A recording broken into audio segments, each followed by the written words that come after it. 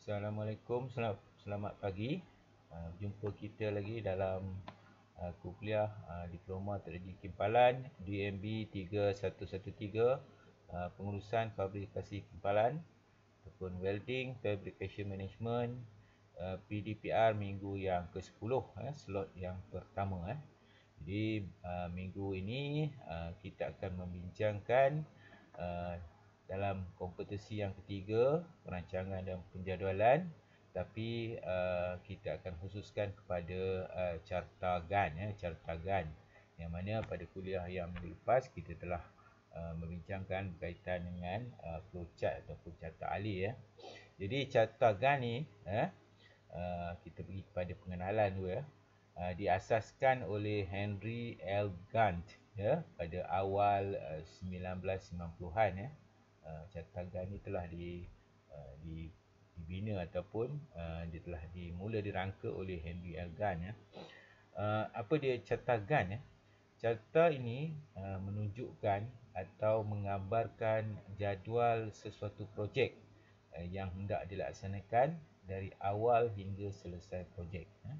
Carta GAN ni dia menunjukkan ataupun menggambarkan jadual sesuatu projek yang dilaksanakan daripada mula projek sehinggalah selesai projek. Kebaikan carta GAN ni dia mudah dibina.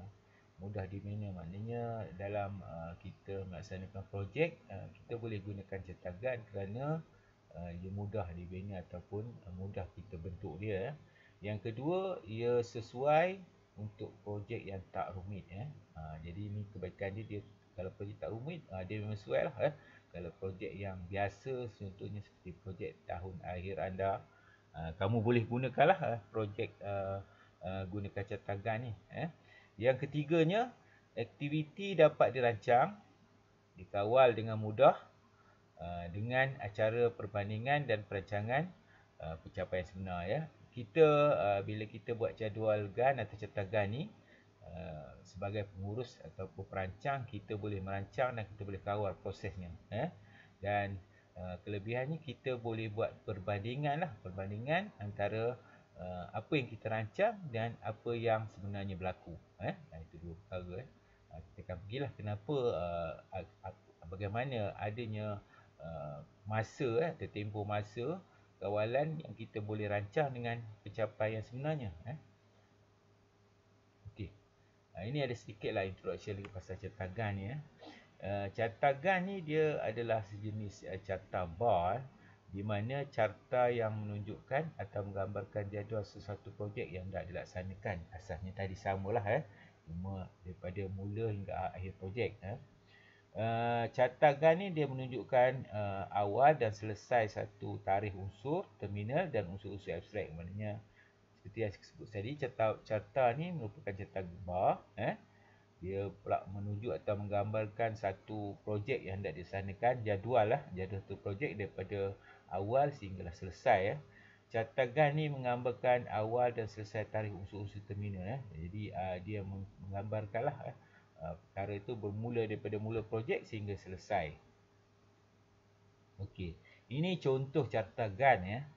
Pastikan bila kita bina carta GAN tu, kita namakan dia punya tajuk lah. Yang ini kita katakan projek 1, 2, 3 tajuk dia. Okey, yang ini pula dia punya tempoh masa tadi. Masa ni kita boleh ambil dalam masa jam boleh, hari boleh, minggu boleh, bulan boleh, tahun. Tahun tu tak sesuai lah. Jadi 0, 5, 10 julat dia. Mana 5, ini 5 hari lah contoh. Okey, task ni adalah apa dia punya proses ataupun aktiviti dia. Task 1, dia akan laksanakan selama 5 hari. Okey, task 2, dia akan laksanakan selama 10 hari. Jadi di sini ada dia punya julat lah. Sehinggalah task yang kelima ataupun aktiviti kelima. Ini contoh bagi carta GAN. Okey. Carta GAN ni dia di satu sudut dia merupakan senarai tugas. Senarai tugas di sebelah laju ke bawah, laju kita katakan menurun ke bawah tadi, dia menunjukkan senarai tugas ataupun duty ataupun task, aktiviti. Dia menunjukkan nama tugas yang perlu dilakukan sepanjang projek berjalan. ditunjukkan mengikut urutan masa dan dalam bentuk hierarki. Dalam bentuk hierarki maknanya di atas ke bawah lah.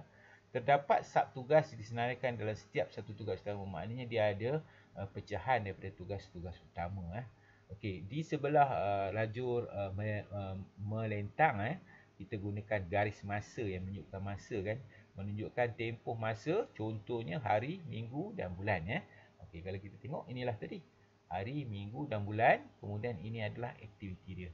Jadi kita ada tajuk. Ini adalah contoh cartagan. Cartagan, apa yang dinamakan cartagan. Baik, cartagan ni juga kita boleh kenali sebagai timeline chart. Carta garisan masa. Carta garisan masa, timeline chart. Jadi kalau kamu jumpa timeline chart ni, dia adalah juga cartagan. Dalam ini pun saya letakkan sedikit apa dia punya rumusan. Sejenis carta bar yang menggambarkan jadual projek, itu tarikh mula dan akhir, terminal elemen dan rumus elemen suatu projek, ataupun kita katakan work breakdown structure tadi.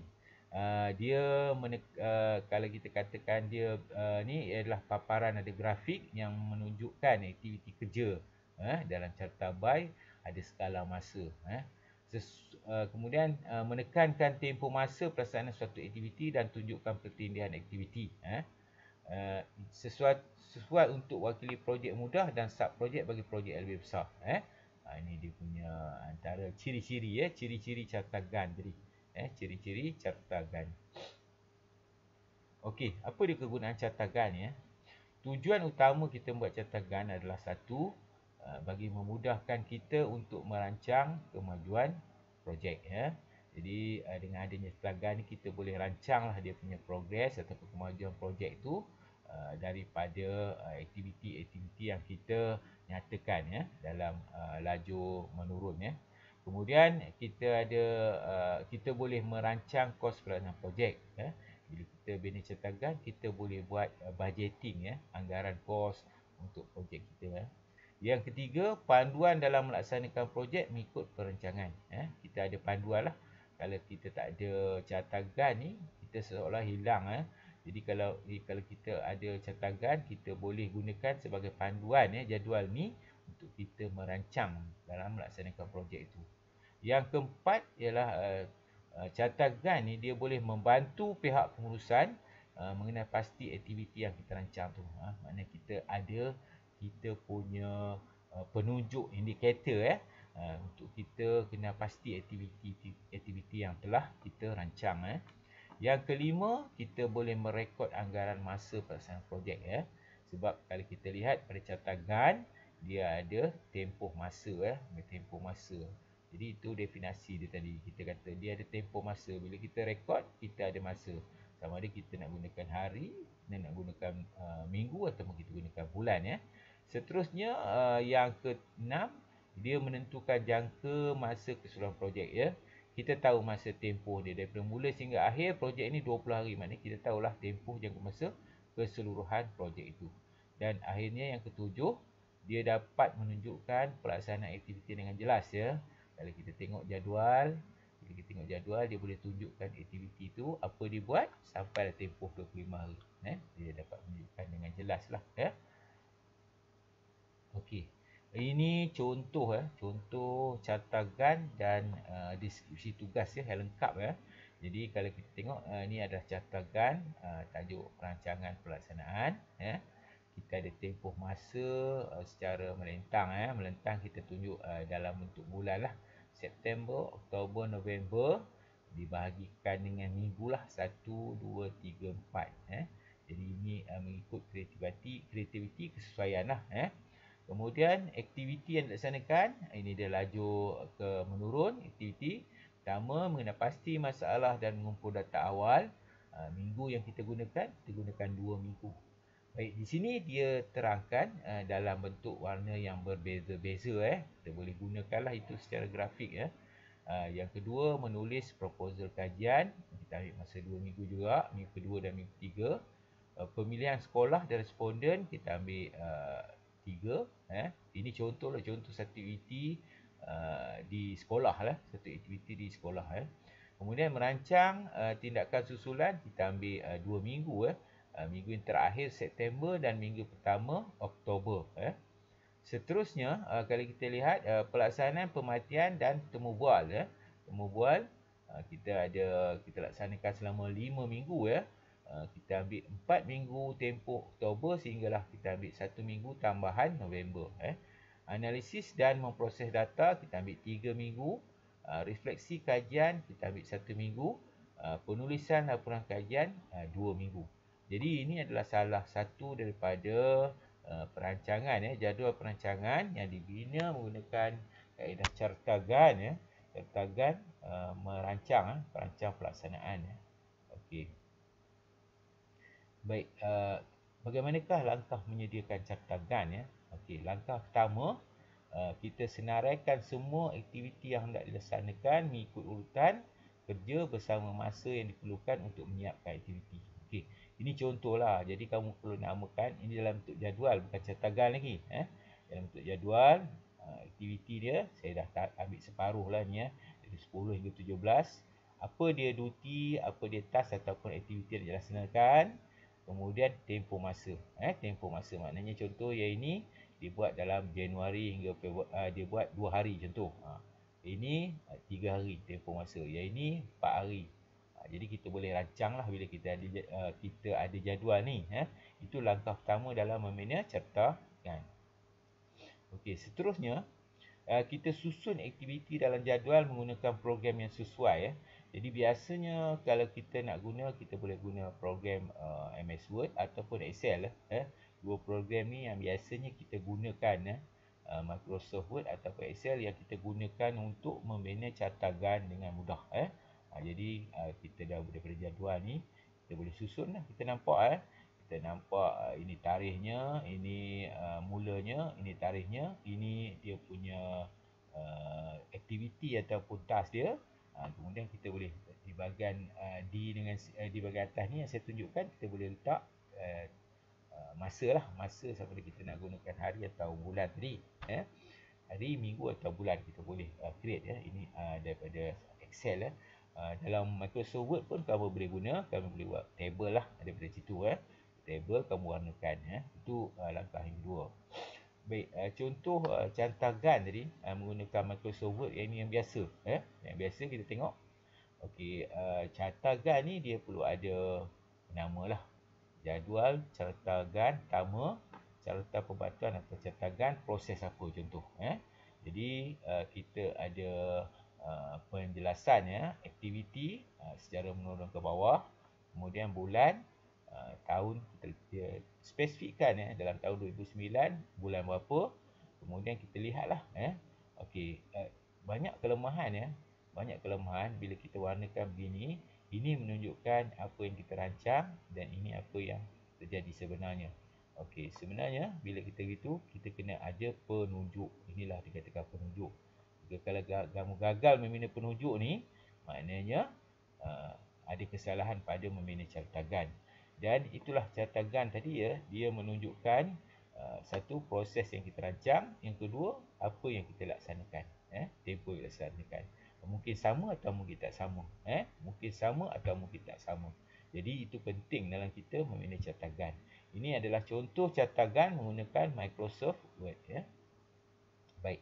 Ini cartagan yang dibina menggunakan kaedah program Excel. Program Excel. Jadi saya nanti ada sedikit bantuanlah YouTube yang kamu boleh lihat bagaimana nak membina cartagan berdasarkan kedua-dua kaedah tadi, sama ada nak menggunakan Microsoft Word ataupun Excel.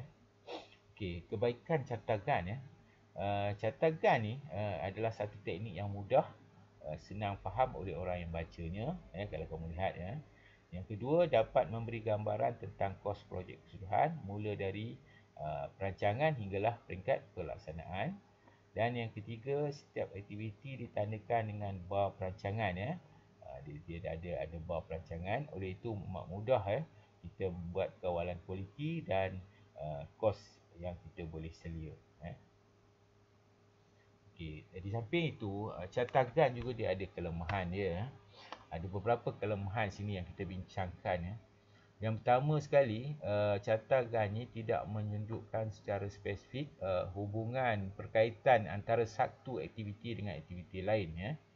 Jadi ia menyebabkan kesukaran lah untuk kita mengetahui kesan akibat kelewatan menyiapkan aktiviti. Dia tidak ada uh, secara spesifik, ya, hubungan, ya, antara aktiviti dengan aktiviti lain, ya. Yang kedua, sukar membuat penyesuaian atau pembetulan apabila diperlukan. Yang ketiga, kesilapan dalam menentukan penggunaan masa akan menyebabkan penggunanya tak efektif. Ini akan menyukarkan pengurusan mengesan dan memperbaiki kesilapan. Jadi kita tengoklah kesilapan menentukan bila kita tak betul menggunakan masa ni. Jadi kerja tu tak efektif lah. Yang keempat, tidak sesuai untuk projek besar dan rumit. Ini carta GAN ni paling mudah lah kamu ingat. Dia tak sesuai untuk projek besar dan rumit. Kesan kelihatan pada satu aktiviti tidak dapat ditunjukkan kesannya kepada aktiviti lain dan aktiviti kritikal. Okey, kita tak menerangkan, dalam carta GAN ni tidak ada penerangan apa dia kesan aktiviti, kelewatan, punca-puncanya. Jadi kita sukarlah mendapat info-info. Yang keenam, sebarang perubahan pada satu aktiviti tidak menunjukkan kesan pada aktiviti lain. Ini kelemahan carta GAN. Jadi ini ada saya sediakan sikit tutorial, ya. Anda adalah pelajar tahun akhir pengajian diploma di Kolej Vocational. Anda dikenaki menyelesaikan projek tahun akhir secara berkumpulan. Lakarkan satu carta GAN proses kerja projek tahun akhir anda. Jadi anda boleh buatlah lakaran. Saya lakar saja. Bukan saya minta awak buat dalam bentuk Excel ataupun Microsoft Word. Tapi kalau kamu boleh laksanakan adalah lebih baik, ya. Dalam kuliah atau pembelajaran kita hari ini, bahan yang rujukan yang kita gunakan adalah pertama bahan rujukan pembelajaran yang mana yang telah diedarkan pada kamu serta slide kuliah hari ini, ya. Dan di bawah ni saya ada sediakan dua maklumat YouTube, yang mana kamu boleh lihat secara sendiri, ya. Dan saya harap pengetahuan daripada dua YouTube ni boleh membantu kamu menambahkan pengetahuan kamu dalam membina carta GAN, sama ada dengan Excel ataupun Microsoft Word. Saya rasa itu saja kuliah kita bagi minggu PDPR minggu ke-10 slot pertama. Kita akan jumpa lagi nanti pada slot yang kedua dan akan membincangkan perkara berkaitan dengan critical part method, ya. Sekian saja, terima kasih. Jumpa lagi dalam kuliah yang akan datang.